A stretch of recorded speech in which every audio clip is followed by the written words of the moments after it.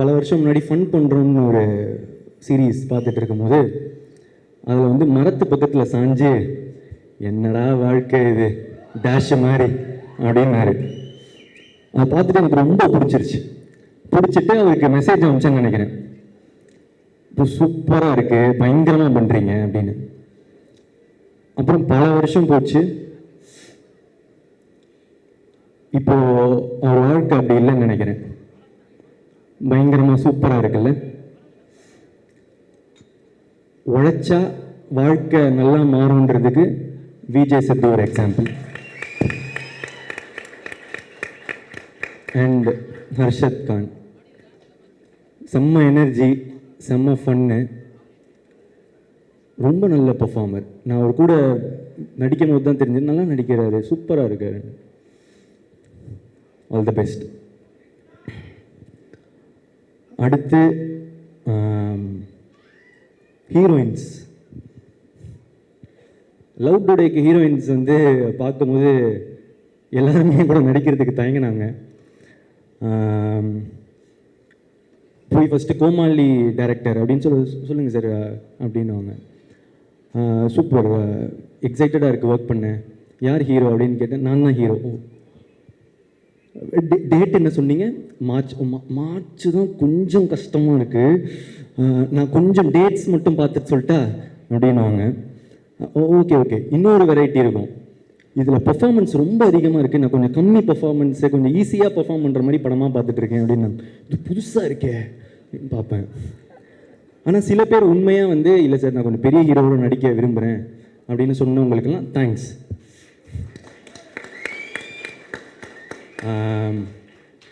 அப்படி இருந்த எனக்கு இந்த படத்தில் அனுப்பமா தான் ஹீரோயின்னு வந்து டைரக்டர் சொல்கிறாரு. ஒன் ஆஃப் த ஹீரோயின் கையோட கோச்சுக்காரிங்க ஃபஸ்ட்டு வர அனுப்பமா ஹீரோயின் அப்படின்னு வந்து சொல்கிறாங்க. நம்ம வந்து பிரேமம் ரிலீஸ் ஆகும்போது காலேஜ் நினச்சி பார்த்துருப்போமா அனுப்பமாவே நம்ம ஹீரோயின்னு. ஸோ காலையில் அன்றைக்கி நாள் ஃபஸ்ட்டு செட்டில் நாள் அனுப்பமா வரான்னு சொன்னாங்க. ஆளுவா புழலிந்தீரத்துன்னு பாடிட்டு வைப்பில் இருந்தேன். ஆரோரம் இல்லா நேரத்து அப்படின்னு சொல்லிட்டு இருக்கும் போது அனுப்பமா வராங்க. பார்த்தா செம்ம க்யூட்டு, சூப்பராக நடித்தாங்க. நான் வந்து அப்படி பர்ஃபார்மன்ஸ் அந்த மாதிரிலாம் நான் எக்ஸ்பெக்ட் பண்ணல. ஸோ தேங்க்யூ அனுப்பமா என்னோட நடித்ததுக்கு. அதுக்கடுத்து கயாடு வந்து is a new talent to Tamil cinema. ஆனால் இப்போவே கயாடு ஃபேன்ஸ்லாம் என்னை போட்டு அடிக்கிறாங்க. ஏன்டா பக்கத்தில் போகிற, கயாடு பக்கத்தில் போகாதரா அந்த மாதிரி சொல்லிட்டு அடிக்கிறாங்க. பசங்களெல்லாம் பிடிச்சிட்டாங்க கயாடு ஆல்ரெடி. ஸோ ஒரு படம் ரிலீஸ் ஆகிறதுக்கு முன்னாடியே வந்து ஃபேன்ஸ் வர்றது வந்து ரொம்ப கஷ்டம். கயாடுக்கு அவ்வளோ பெரிய ஃபேன்ஸு, ப்ளஸ் அவங்களுக்கு வந்து நல்லா நடிக்கிறாங்க, ரொம்ப ஹார்ட் ஒர்க்கிங், லைன்ஸ்லாம் அவ்வளோ ப்ராக்டிஸ் பண்ணிட்டு வந்து டெடிக்கேட்டடாக ரொம்ப நல்லா இருந்துச்சு பார்க்க. அதை தாண்டி இப்போ ஒரு நல்ல ஃப்ரெண்டு. அகெயின் தேங்க்யூ கயாடு என் கூட நடித்ததுக்கு. அடுத்து மிஷ்கின் சார். இல்லை மிஷ்கின் சார் வந்து எனக்கு ஒரு டெய்லி வந்து ஒரு கிஃப்ட் தருவார். டெய்லியும் ஏதாவது ஒரு கிஃப்ட் வரும். எனக்கு மட்டும் இல்லை, ஆக்சுவலாக எல்லாருக்குமே தருவார். என்னோடய மேக்கப் ஆர்டிஸ்ட்டுக்கு வந்து ஒரு பர்த்டே கையை பார்த்தாரு, கையில் எதுவுமே இல்லை, கொஞ்சம் மேலே பார்த்தாரு, வாட்ச் இருந்துச்சு, கைட்டி கொடுத்துட்டாரு. அவ்வளோ நல்ல மனுஷன். ஆக்சுவலாக அவர் பேசுகிறது ஒருத்தருக்கு ஒரு மாதிரி இருக்கும். நான் ரொம்ப என்ஜாய் பண்ணுவேன். ஸோ அவருக்கு நான் என்ன சொல்லிக்க விரும்புகிறேன்னா, சார் நீங்கள் இருக்கிறதுலே கொடுத்த பெஸ்ட்டு கிஃப்ட்டு நீங்கள் தான். எனக்கு இந்த படத்துக்கு நீங்கள் தான் பெஸ்ட் கிஃப்ட்டு. எனக்கு நீங்கள் கிடைச்சதும் ஒரு பெரிய கிஃப்ட்டு சார். படத்தை அப்படி எலிவேட் பண்ணியிருக்காரு. Thank you sir. அடுத்து ஜிவிஎம் சார், அவரை எப்படி எல்லாரும் மக்கள்லாம் பார்க்குறாங்களோ அதே மாதிரி தான் இருக்கார். கிளாஸு மாசு. நான் அவரோட அவர் பர்ஃபார்மன்ஸ்லாம் பார்க்குறதுக்கு முன்னாடி அவர் பர்சனாலிட்டி தான் பார்த்துட்டு இருப்பேன். ஷூட்டில் எப்படி இருப்பார் அப்படின்னு சொல்லிட்டு உன்னிச்சு பார்த்துட்டு இருப்பேன். அவர் படத்தோட ஹீரோ மாதிரியே இருப்பார். அதுதான் நம்ம அனலைசிங் அவரை பார்க்கும்போது. Thank you sir. அடுத்து KS Ravikumar sir. KS Ravikumar sir வந்து நான் கோமாளியில் பார்க்கும்போது எனக்கு ரொம்ப பயமாக இருக்கும். ஏன்னா அவருக்கு தான் எல்லாமே தெரியுமே, நம்ம சொல்லி என்ன அப்படின்னு சொல்லிட்டு கொஞ்சம் பயமாக இருக்கும். ஆனால் அவர் ரொம்ப ஸ்வீட்டாக நடந்துக்க ஆரம்பித்தார். அந்த பயம் வந்து மரியாதையாக மாறிச்சு. ஆனால் இப்போ அவருக்கு தெரியாது. எனக்கு ஆக்சுவலாக அவரை பார்க்கும்போது ரொம்ப பாசமாக இருக்கும், எமோஷ்னலாக ஃபீல் ஆவேன். ஏன்னா அவர் கண்ணை பார்க்கும்போது எனக்கு அவர் தெரியும், அவர் எனக்காக நல்லது மட்டுமே நினைக்கிறாரு அப்படின்னு எனக்கு தெரிஞ்சது. எனக்கு ஒரு அப்பா மாதிரி அப்படின்னு சொல்லலாம். ஸோ கேஎஸ் ரவிக்குமாருக்கு சாருக்கு தேங்க்ஸ். இந்த ட்ரெய்லர் பார்த்துருப்பீங்க.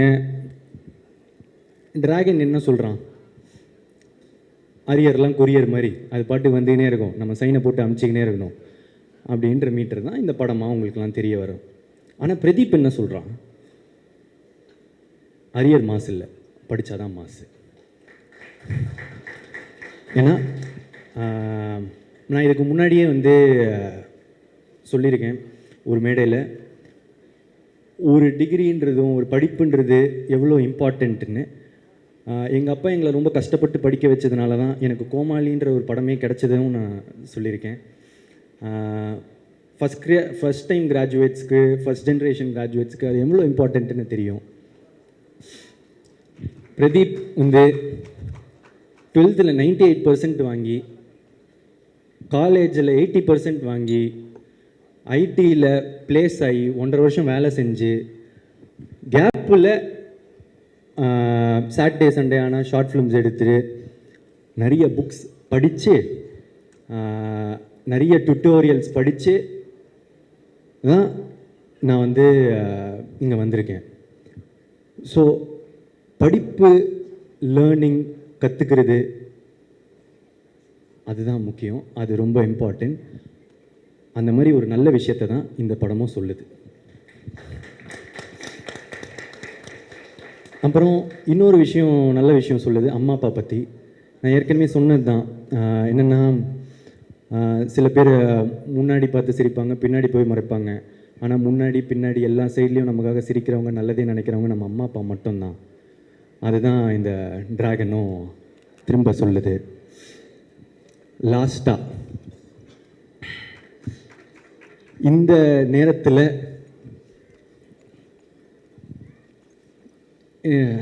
சில பேர் வந்து என்ன நம்மளை வந்து அடிக்கவும் செய்கிறாங்க. அதை நான் பார்த்துட்டு தான் இருக்கேன். அது யார், எதுக்கு, அதெல்லாம் அதுக்குள்ளே போவேன்னா. ஆனால் உங்களுக்கெல்லாம் நான் ஒன்று தான் சொல்லிக்க விரும்புகிறேன்.